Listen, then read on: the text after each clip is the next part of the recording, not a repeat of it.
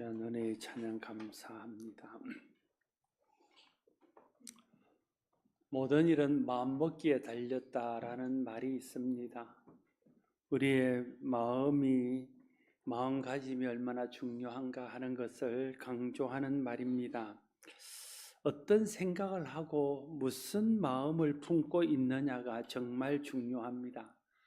마음에 품고 있는 생각에서 말과 행동이 나오고 삶의 방향이 결정되기 때문에 그렇습니다. 우리가 하는 생각은 내게 하는 말입니다. 다른 사람과의 대화는 글이나 또 말로 다른 사람과 말하고 대화합니다. 근데 내가 내 스스로에게 말하는 것은 내 생각을 통해서 말하는 것입니다. 내가 종일 어떤 생각을 하고 있다는 것은 내가 종일 내게 뭔가를 말하고 있는 겁니다. 그래서 내가 품고 있는 생각을 통해서 나는 내게 말하고, 나는 내가 내 생각을 통해서 내게 하는 그 말을 듣고 내가 행동하고 말하게 된다는 것을 알아야 합니다. 요즘 많은 사람들이 이 마음에 대한 마음을 바르게 하고 마음을 다스리고 화를 다스리고 이런 것들을 위해서 요가나 명상 같은 것을 많이 합니다. 그런 것들이 좀 열풍처럼 일어나서 요가나 명상을 통해서 마음을 다스리고 마음을 공부하고 이런 일들을 합니다. 근데 이 명상하고 이제 성경이 말하는 묵상하고는 좀 다른 개념입니다. 명상이나 묵상이나 어떤 생각을 통해서 자기와 대화하는 것은 똑같은 것입니다. 그런데 명상이라는 것은 내 속에 있는 내 깊은 곳에 있는 자아의 생각을 끌어올려서 그걸 통해서 자기와 대화하는 것입니다. 그다음 묵상이라는 것은 하나님 말씀을 통해서 하나님 말씀이 내게 주시는 생각을 가지고 자기와 대화하는 것입니다.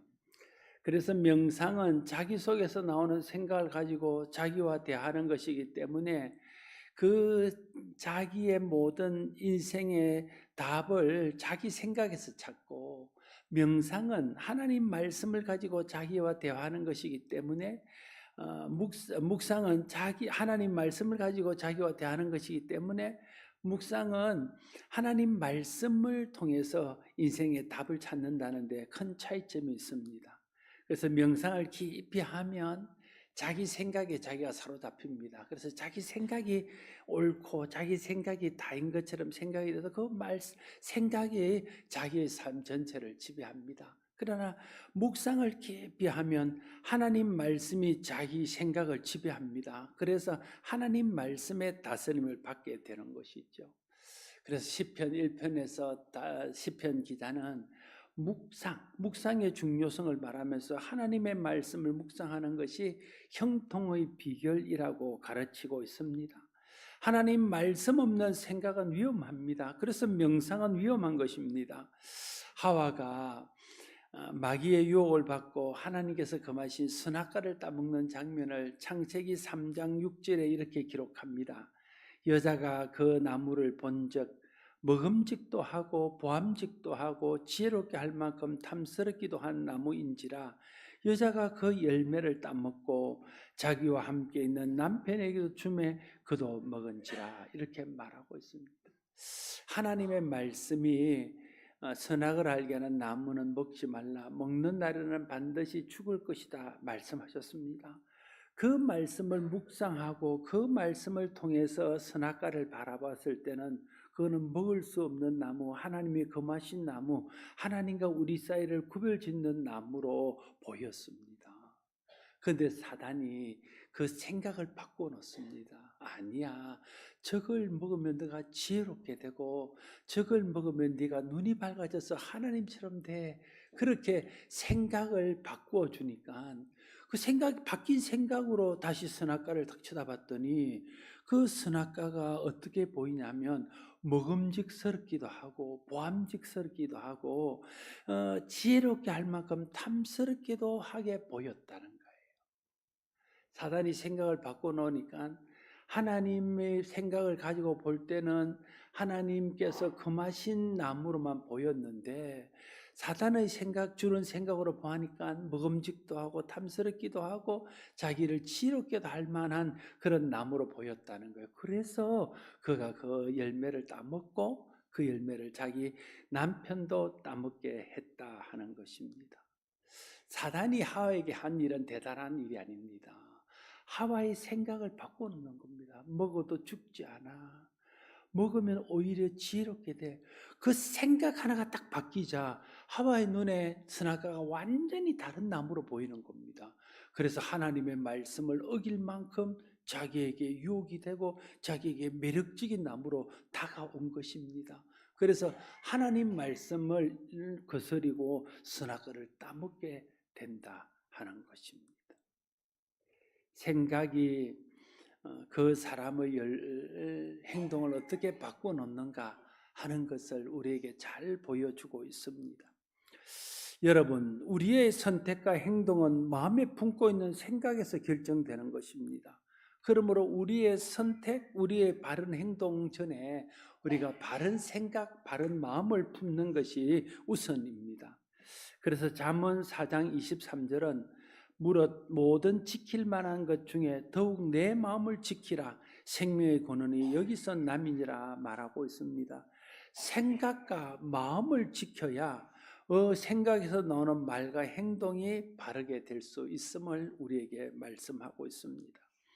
오늘 말씀은 모세가 출애굽한 이스라엘 백성들이 광야에서 하나님 말씀을 어기고 불순종하다가 죽고 난 후에 다시 태어난 이 세들이 가나안 땅에 들어가서 어떻게 해야 될지에 대해서 말하고 있습니다. 특별히 출애굽의 그 은혜를 그들에게 상기시키면서 하나님께서 너희를 애굽의 종살이하던 데서 구원해낸 것과 이 광야 사람이 살지 않는, 사람이 살 수 없는 이 땅을 지날 때에 하나님이 우리에게 은혜를 베풀어 주시고 우리를 도와주셔서 이 땅을 우리가 잘 지내왔다는 것을 그들에게 기억하게 하면서 그걸 잊지 말고 기억하고 생각하라고 그들에게 말하는 내용입니다. 14절에 보면 가나안 땅에 들어가 소유가 풍부하게 될 때에 네 마음이 교만하여 네 하나님 여호와를 잊어버릴까 염려하노라 이렇게 말하고 있습니다.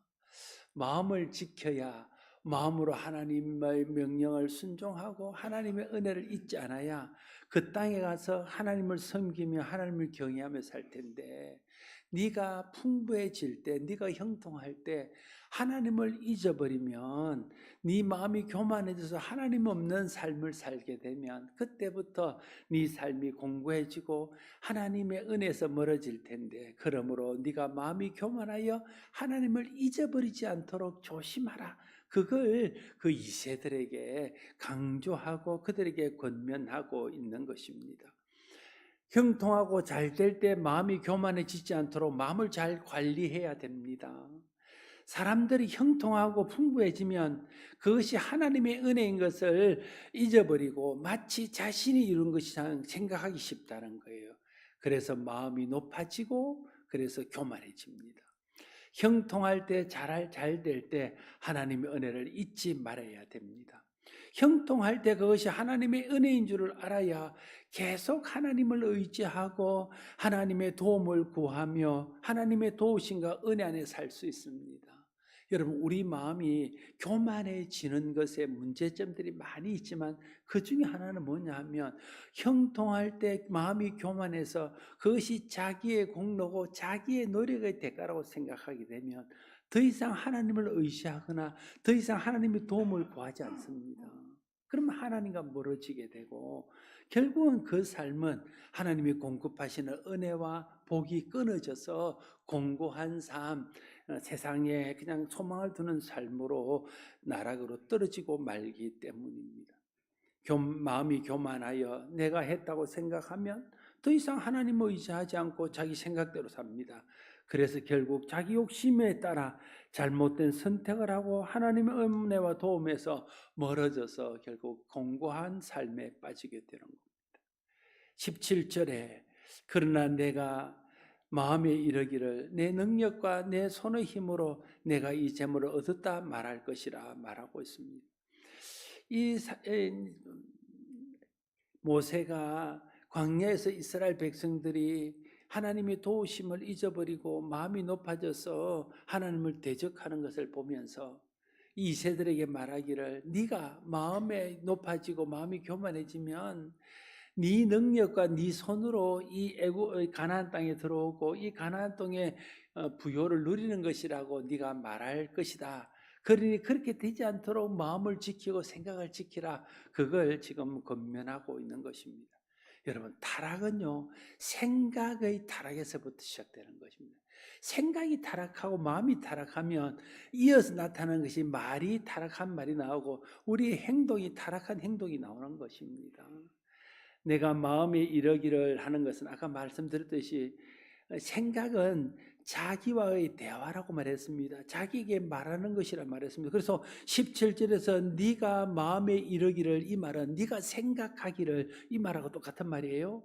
그러니까 네가 어떻게 생각하게 되냐면 내 능력과 내 손의 힘으로 이 재물을 얻었다, 이렇게 생각하지 않도록 조심하라, 그걸 말하고 있는 것입니다. 생각에서 은혜가 사라지고 감사가 사라지면 자기 자랑이 그 자리를 차지합니다. 지금 자신에게 주어진 삶의 결과가 하나님의 은혜인 것을 생각하고 감사하는 것이 신앙이라면, 자기에게 주어진 지금 삶의 결과가 자기 힘이나 자기 능력으로 이루어진 것이라고 생각하고 자랑하는 것은 타락입니다. 생각이 우리의 행동을 결정합니다. 예수님께서 종말에 대해서 말씀하시면서 한 가지 비유를 들어서 말씀하셨습니다. 어느 한 종이 있는데 그 주인이 와서 보니까 술에 취해서 방탕하며 다른 사람들을 때리고 폭행을 가하며 악한 행동을 계속하고 있었습니다. 그래서 주인이 와서 그를 책망하며 그를 내쫓아서 그가 이를 갈며 슬피 우는 일을 당했다라고 마태복음 24장에 기록하고 있습니다. 그런데 그렇게 된 이유를 그가 이렇게 말합니다. 만일 그 악한 종이 마음에 생각하기를 주인이 드디어 오리라 하여 동료들을 때리고 술 친구들과 더불어 먹고 마시게 되면, 이렇게 말한다. 그가 동료들을 때리고 술 친구들과 더불어 먹고 마시며 타락한 행동을 하고 주인의 것을 손해를 입히며 주인 앞에서 책망받은 일을 했던 중요한 이유는 무엇이냐면, 그 마음에 생각하기를 주인이 드디어 오리라 하는 그 생각 때문에 그랬다는 거예요. 만약에 그 생각에 주인이 곧 올 거라 생각하거나 주인이 언제 올지 모른다고 생각했다면 그런 행동을 하지 않았을 것입니다. 그런데 그 생각 속에 주인이 드디어 올 것이라 생각하고 주인이 언제 올지 아직 올 때가 멀었다고 생각했기 때문에 그가 그런 행동을 했다, 그렇게 말하고 있는 것입니다. 이 예수님의 마태복음 24장 말씀은 소위 말하는 감람산 강화라는 말씀인데, 이 말씀은 종말에 대한 말씀, 예수님 다시 오실 때를 준비할 것에 대한 말씀입니다. 여러분 생각 속에 예수님이 다시 온다는 생각이 있습니까? 예수님이 다시 오실 것이라는 기대의 생각이 있습니다. 그 생각 없이 사니까 우리가 함부로 사는 거예요. 오늘 이 마태복음 24장에 나오는 종처럼 그냥 세상에 방탕한 삶을 사는 이유는 예수님이 오실 것이라는 생각을 하지 않고, 예수님이 지금 오시거나 예수님이 곧 오실 거라는 생각을 하지 않고 살기 때문에 그런 삶을 사는 것 아닙니까? 만약에 우리 생각 속에 예수님 오실 것에 대한 생각이 있고 예수님이 언제 오실지, 오늘 밤에 오실지 내일 오실지도 모른다는 생각이 있으면 우리가 세상을 따라 그렇게 함부로 살 수 없습니다. 그렇지 않습니까? 그러니까 예수님 말씀, 오늘 하신 말씀의 마태복음 24장의 말씀의 이유는 너희들도 종말이 있을 것을 생각하며 살아라는 거예요. 종말의 징조에 대해서 마태복음 24장에 많이 나옵니다. 지진과 기근과 전쟁과 이런 걸 볼 때에 사람들이 생각하는 거죠. 아이고 이제 안 쏘가. 지진이 10년 전에도 있었고 20년 전에도 있었고 100년 전에도 있었고, 전쟁이 고대에도 있었고 근대에도 있었고 지금도 있고, 또 자연재해도 그때도 지금도 있었는데 그럴 때도 주님이 오신다더니 안 오신 걸 지금 지진이 난다고, 지금 전쟁이 난다고, 지금 자연재해가 있다고 주님 오겠어? 이렇게 생각한다. 그럼 우리가 자연재해를 볼 때 이렇게 어떻게 생각이 될까요? 물론 그것 때문에 주님 끝이 오지 않을 수도 있지만 그때 주님의 말씀을 기억하는 거죠.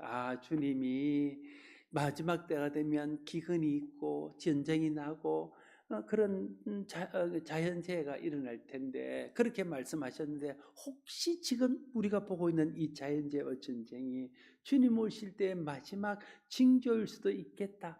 그걸 생각하고 사는 거예요. 그러면 주님이 오시든 안 오시든 우리가 바른 삶을 살게 되고 주님이 오시면 그때 우리가 기쁨으로 맞이할 수 있게 된다는 거예요. 그러니까 우리 생각을 어디에 두고 사는가 하는 것이 중요하다는 것을 말하고 있는 것이죠. 예수님께서 중풍병자를 고치고 난 후에 소자야, 작은 자야, 네 죄사함을 받았다 이렇게 선포를 합니다. 그 이야기를 듣고 있던 서기관들이 이렇게 생각합니다. 마가복음 2장 6절 7절에 어떤 서기관들이 거기 앉아서 마음에 생각하기를 이 사람이 어찌 이렇게 말하는가, 신성모독이로다. 오직 하나님 한 분 외에는 누가 능히 죄를 사하겠느냐, 이렇게 생각했다는 거예요. 그들의 마음에. 그 결과가 무엇입니까? 그들이 결국은 예수님을 신성모독죄로 십자가에 내어서 못 박아 죽이는 행동으로 나타나게 되었다 하는 것입니다. 어떤 생각을 하고 있는가가 결국은 우리의 행동으로 나타나는 겁니다. 내가 어떤 마음을 품고 사는가가 결국 그것이 우리에게서 말이나 행동으로 드러나게 되는 것입니다. 요한복음 13장 2절에 보면 마귀가 벌써 시몬의 아들 가룟유다의 마음에 예수를 팔려는 생각을 넣은지라 이렇게 말하고 있습니다. 가룟유다가 왜 예수님을 팔았습니까? 가룟유다가 예수님을 팔게 된 결정적인 이유는 마귀가 그 생각 속에 예수님을 팔 생각을 넣었기 때문에 가룟유다가 예수님을 팔았습니다. 여러분, 이 마귀가요 가룟유다에게 대단한 일을 한 것 아닙니다. 여러 가지 설명하고 예수님을 팔아야 될 합당한 이유들, 왜 예수님을 배반해야 되는지 그 합당한 이유들을 설명하지 않았어요. 다만 한 가지, 이 예수님을 팔아야 되겠다는 생각 하나를 딱 바꾸어 놓으니까 예수님을 따랐던 제자요, 예수님이 특별한 선택을 받았던 12사도 중에 한 사람인 가룟유다가 예수님을 팔게 되었다는 것을 우리가 기억해야 된다는 것입니다. 베드로전서 5장 8절 말씀에 보면 근신하라 깨어라 너희 대적 마귀가 우는 사자같이 두루다니며 삼킬 자를 찾나니 말하고 있습니다. 마귀가 하와를 찾아가서 그 생각을 바꿔놓아서 하나님의 말씀을 어기고 선악과를 따먹게 했던 것처럼 마귀가 가룟유다의 마음속에 예수님을 팔 생각을 불어넣어서 그 생각이 바뀜으로 예수님을 팔게 했던 것처럼 오늘도 우는 사자처럼 두루 다니며 삼킬 자를 찾는다 말하고 있습니다. 우리의 생각에 우리에게 믿음이 없는 생각, 부정적인 생각, 잘못된 생각을 넣어서 우리로 하여금 잘못되고 하나님을 대적하는 행동을 하도록 우리 생각을 바꿔놓는다는 거예요. 그게 마귀의 전략이라는 것을 알아야 됩니다. 가룟유다의 생각에 마귀의 생각이 들어가자 예수님의 제자가 예수님을 은30에 팔았습니다. 여러분, 아이들이요, 어릴 때 모태신앙으로 태어나서 유치부, 초등부, 청소년부, 청년부를 겪으면서 믿음 안에서 이렇게 살아왔으면 믿음 안에 사는 걸 당연한 것으로 생각하고 하나님을 섬기고 하나님 안에서 믿음을 사는 것을 당연한 것처럼 살아옵니다. 그러다가 이제 나이가 좀 들고 학교에 다니고 청년이 되어서 세상 친구들을 만나고 세상 풍조들에 만나다 보면 어느 날 내 생각이 딱 바뀌는 거예요. 하나님 없는 거 아닌가? 하나님 없이도 살 수 있네. 이런 생각이 딱 바뀌는 순간 그때부터 그가 교회를 떠나버리거나 아니면 교회에 나와도 믿음 없는 사람은 그냥 어쩔 수 없이 이렇게 나오고 기회만 되면 하나님을 떠나버리는 사람이 된다는 거예요. 그 아이에게 대단한 변화가 일어난 게 아닙니다. 하나님에 대한 생각이 하나 딱 바뀐 겁니다. 세상을 바라보는 생각이 하나 딱 바뀐 거예요. 그런데 그러던 아이가 어느 날 수련회를 가거나 아니면 말씀을 듣거나 어떤 특별한 일을 통해서 생각이 딱, 하나님 살아계시네. 하나님은 오늘도 나와 함께 하신 내 기도를 들으시네.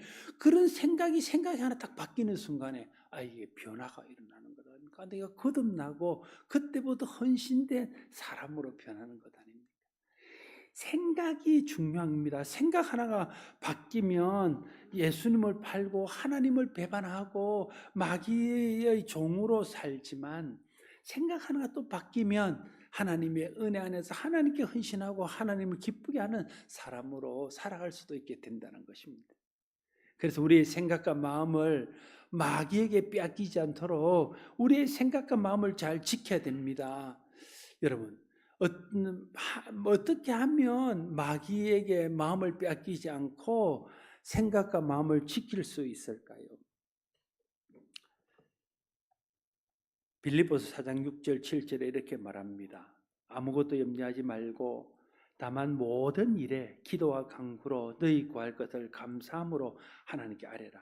그리하면 모든 지각에 뛰어난 하나님의 평강이 그리스도 예수 안에서 너희 마음과 생각을 지키시리라 말하고 있습니다. 모든 일에 모든 일, 어떤 일들을 하든 어떤 결정을 하고 어떤 선택을 하고 어떤 일을 할 때에 그 모든 일 앞에 기도하라는 게 기도. 기도하면 하나님이 우리의 생각과 마음을 지켜주신다는 거예요. 우리가 어떤 일을 할 때 기도하지 않고 하기 때문에 내 생각으로 합니다. 내 마음에서 나오는 내 뜻대로 합니다. 그러니까 내 마음이 사단에게 빼앗기고 세상에 빼앗기고 내 생각에 사로잡혀서 하나님의 뜻과 상관없는 일들을 할 수 있게 된다는 거예요.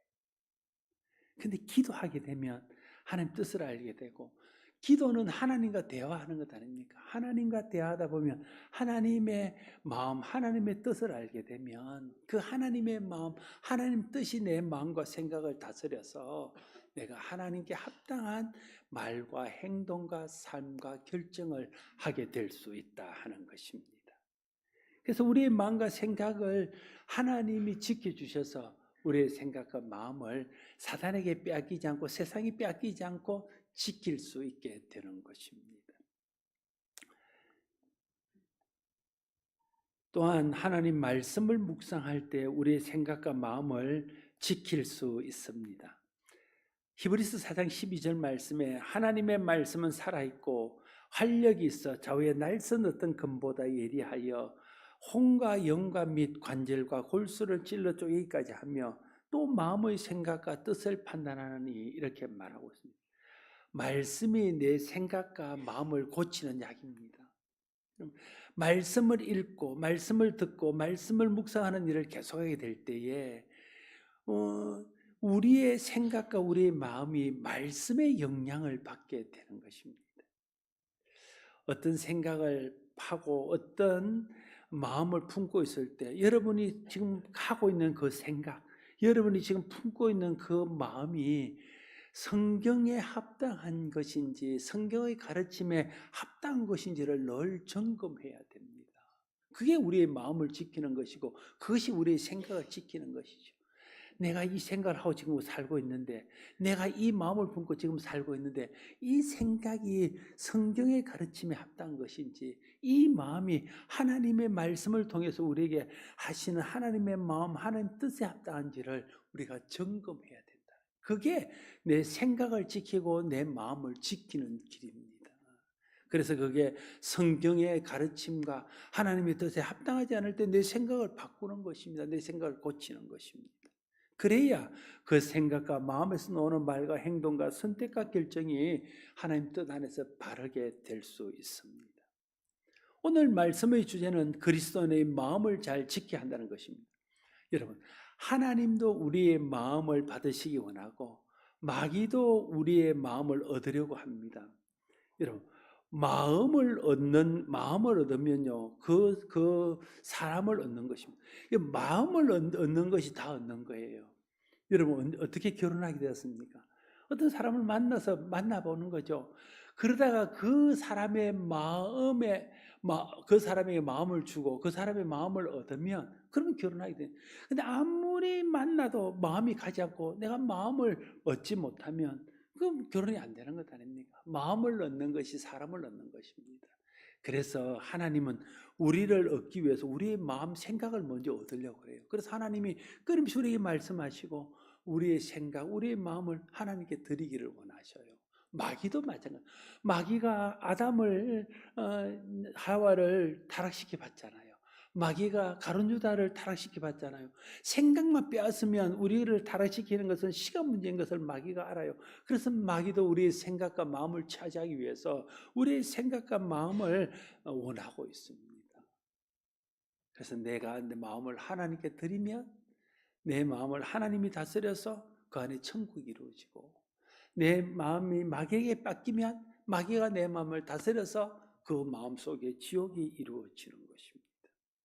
마귀는 우는 사자와 같이 우리의 마음을 빼앗으려고 호시탐탐 기회를 노리고 있습니다. 우리의 마음을 마귀에게 빼앗기지 않도록 그래서 늘 기도하며 하나님 말씀을 묵상하는 삶을 살아야 됩니다. 그럴 때 하나님께서 성령을 통해서 우리 마음을 지켜주십니다. 하나님께서 우리 마음을 평강 가운데 지켜주십니다. 세상에 흔들리지 않고 마귀에게 흔들리지 않는 그런 안정된 마음을 우리에게 주셔요. 여러분 우리의 마음이 우리의 생각이 좀 안정돼야 돼요. 이 사람 이렇게 말하면 흔들리고 마귀가 조금만 유혹해도 금방 흔들리는 마음은 우리의 삶 역시도 한 방향으로 가지 못하고 흔들릴 수밖에 없는 거예요. 우리의 생각이 말씀과 기도를 통해서 성령 안에서 안정이 되어질 때에 마귀가 뭘 말하든 세상이 어떻게 말하든 흔들리지 않고 한결같은 마음으로 하나님 뜻 안에서 살아갈 수 있게 된다 하는 것입니다. 잠언 16장 32절에 이렇게 말합니다. 자기의 마음을 다스리는 자는 성을 빼앗는 자보다 낫다. 마음을 지키고 마음을 다스리는 것이 얼마나 중요한 일이고 얼마나 가치 있는 일인가 하는 것을 우리에게 말해주고 있는 것이죠. 마음을 다스리지 못하고 생각과 마음을 방치하면 우리의 생각과 마음은 금방 사탄의 차지가 되고 헛되고 허망한 생각 속에 빠지게 됩니다. 우리가 경험해 보잖아요. 그러면 우리가 하는 일상의 선택과 결정과 우리의 말과 행동은 험한 것이 되고 마는 것입니다. 출애굽한 이스라엘 백성들은 생각과 마음을 지키는 데 실패했습니다. 여러분, 출애굽한 이스라엘 백성들이 생각과 마음을 지키는 데 실패한 결과는 무엇입니까? 그들은 마음이 교만해져서 허망한 데 마음을 빼앗겼고 우상을 섬기게 되었고 결국은 그들은 그로 인해서 망하게 되었습니다. 생각과 마음을 다스리지 못하고 실패하니까 결국은 그들의 신앙과 삶이 실패했다는 것이 우리 오늘 말씀을 통해서 주시고자 하는 교훈입니다. 우리가 생각과 마음을 지키지 못하면 우리의 삶도 결국 실패하고 말 것입니다. 우리의 생각과 마음을 지켜야 우리의 삶이 하나님 기뻐하는 삶이 되고 하나님 은혜와 복 가운데 살아갈 수 있는 삶이 될 수 있습니다.